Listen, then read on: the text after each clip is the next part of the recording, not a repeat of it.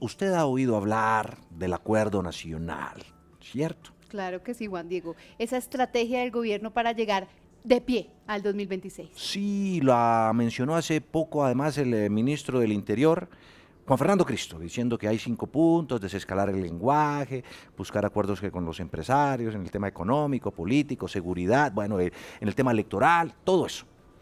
Pero en los últimos, bueno, no diría minutos, en las últimas horas estuvieron reunidos los gobernadores de Colombia, algunos de ellos aquí en Bogotá.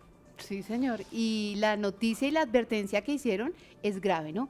Que les van a reducir las regalías a varios gobernadores y lo que están diciendo, Juan Diego, ellos es que esas regalías que les van a reducir, que en diferentes departamentos representan más de 100.000 millones de pesos, eso quiere decir que les van a reducir para el plan de alimentación Sí. escolar, vías terciarias, entre otros importantes proyectos para los colombianos. Mejor dicho, que van a perder plata los gobernadores, que van a dejar de recibirla por las regalías del petróleo y bueno, de la explotación minera y eso, y que están pegando precisamente hoy el grito en el cielo. Tenemos en este momento contacto con la señora gobernadora del Tolima, Magali Matiz.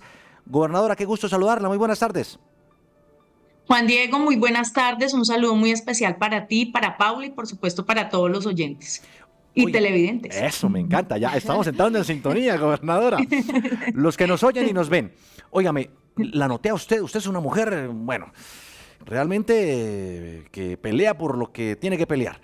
Y en este caso está defendiendo el dinero de los tolimenses como lo están haciendo otros gobernadores. Explíquenos, por favor, por qué no está llegando qué es lo que les preocupa de las regalías. Bueno, yo tengo que empezar con algo que tú dijiste y es que el acuerdo nacional no se hace a punta de foros ni de paneles de la política chapineruna de Bogotá, sino que el acuerdo nacional se construye desde las regiones y en las regiones.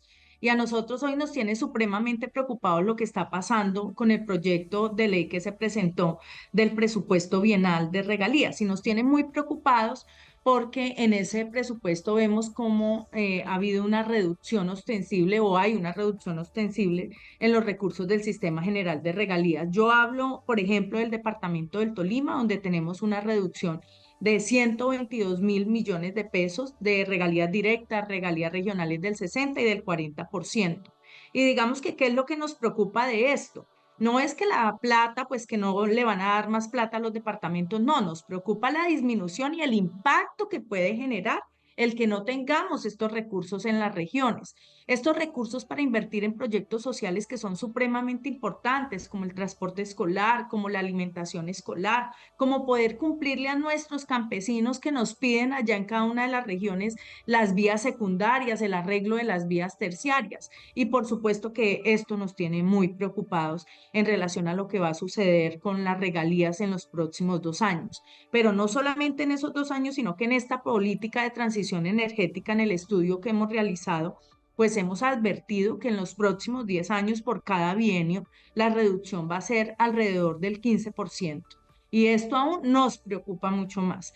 Entonces, el llamado que hemos hecho al gobierno nacional es que aquí debemos ser muy claros y muy precisos con las regiones y los territorios y no podemos seguir hablando de la paz total, de esa que permite el control territorial a los terroristas, o mejor hablemos de la paz total de la que quiere quitarle las regalías a las regiones para que no tengan para esos proyectos sociales. Y ese es el llamado que estamos haciéndole hoy al gobierno nacional. Tenemos que entrar a mirar qué es lo que va a pasar con esos recursos de regalías y con los proyectos sociales que tenemos en nuestros planes de desarrollo, pero además de eso, Sí, también tenemos que mirar gobernadora, cómo vamos a cumplir con los planes de desarrollo claro, que socializamos con toda la comunidad y que pueden estar en sí. riesgo de financiación con la disminución de estas regalías. Es una gobernadora sin carreta definitivamente. Sí, Dice sí. las cosas como son y Ujú. eso aquí en W sin carreta nos gusta. Pero gobernadora, entre varios mandatarios dijeron que esto era prácticamente que un raponazo. ¿El raponazo de dónde viene? Yo diría que aquí a las regiones nos están asfixiando y nos están asfixiando porque cada vez vemos cómo se centraliza más, hablamos y tenemos un discurso de descentralización, de autonomía territorial, pero con los hechos y con las acciones estamos viendo cada vez una centralización mayor. Miren ustedes lo que va a pasar con este proyecto de ley que está cursando en estos momentos en el Congreso de la República, que acá no solamente se está hablando de una reducción de las regalías, sino que hay artículos dentro de ese proyecto de ley que establecen unos lineamientos que deben ser fijados por parte del gobierno nacional para realizar redistribución de los mismos recursos de regalías, centralizando absolutamente todo y dejando por fuera el concepto que tenemos los gobernadores y que tenemos en las regiones para poder llevar a cabo estas inversiones. Por eso algunos gobernadores hemos dicho que este es un raponazo a las regalías que le pertenecen a los territorios, que le pertenecen a las regiones, como lo dijo la gobernadora del Meta. Sí, señora gobernadora del Tolima, Magali Matiz, un placer tenerla aquí en W Sin Carreta, oyéndola y viéndola. Muchísimas gracias y esperemos que despeje el camino para lograr ese gran acuerdo del que pues se habla tanto. Claro que sí, Juan Diego, y yo vuelvo y reitero, ¿de qué paz total es la que estamos hablando en este país? ¿De la que permite la presencia y el control territorial de los terroristas o de la que quiere quitarle las regalías a las regiones para que estas regiones no tengan inversión social? Y eso tenemos que dejarlo muy claro. Y el acuerdo nacional, ese del que tanto están hablando, ese no puede ser el que se construya desde Bogotá, desde los escritorios de Bogotá. Esos acuerdos se tienen que construir en las regiones, para las regiones y por la gente que está en cada uno de esos territorios. Muchas gracias, Juan Diego, y a Paula, muchas gracias. Queda clarísima su posición, señora gobernadora del Tolima. Son las 12:39 de la tarde. Naturalmente, usted no se queda quieta nunca. No, Juan Diego. Es que me escarba pica, por todo lado. Así como a usted le pica irse abajo a la calle y estar allá, a mí también me llaman los documentos. Los documentos, hurgar, encontrar cosas. Bueno, ayer nos puso en evidencia una gravísima situación con el tema de los hospitales que quiere construir también este gobierno. Pero ahora nos quiere desmenuzar. Contar de manera clara, sencilla, concreta, como nos gusta en W Sin Carreta, lo que está pasando, por qué hay que prestarle atención a lo que está ocurriendo allá en el edificio que les hemos venido mostrando en el centro de Bogotá con la investigación del Consejo Nacional Electoral. Aquí está el informe de Paula Bolívar. En todo tipo de elecciones populares, el Consejo Nacional Electoral emite una resolución en donde pone los topes de dinero, de recursos que pueden utilizar los candidatos, ya sea para las alcaldías, para el Congreso o para la elección presidencial.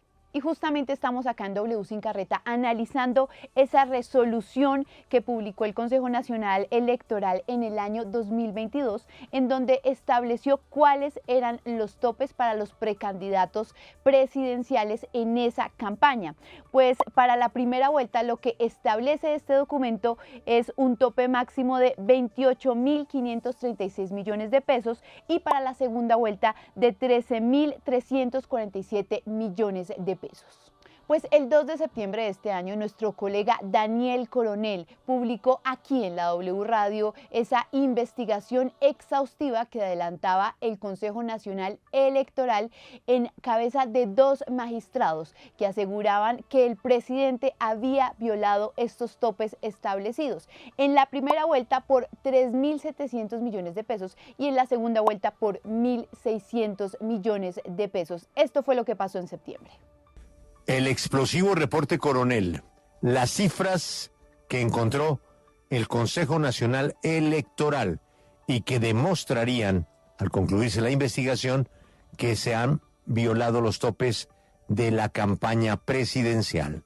Las consecuencias son para el gerente de la campaña en lo penal y en lo político, obviamente, para el candidato que lo atiende una instancia distinta. El único juez del presidente de la República es la Comisión de Acusaciones en la Cámara.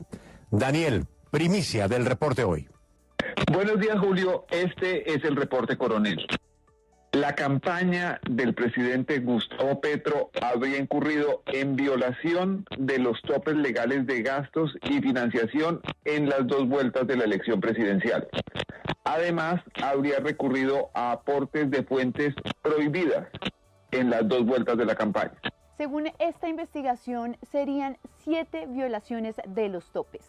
La primera es que no se reportaron 500 millones de pesos de FECODE, no se reportaron 500 millones de pesos del Polo Democrático. La tercera violación, no se reportaron 931 millones de pesos provenientes de Ingenial a través del contrato de testigos electorales. La cuarta, no se reportaron 356 millones de pesos con un medio de comunicación. La quinta, no se reportaron más de 200 millones de pesos de la misma empresa llamada Ingenial Media, que también habrían contratado la operación de testigos.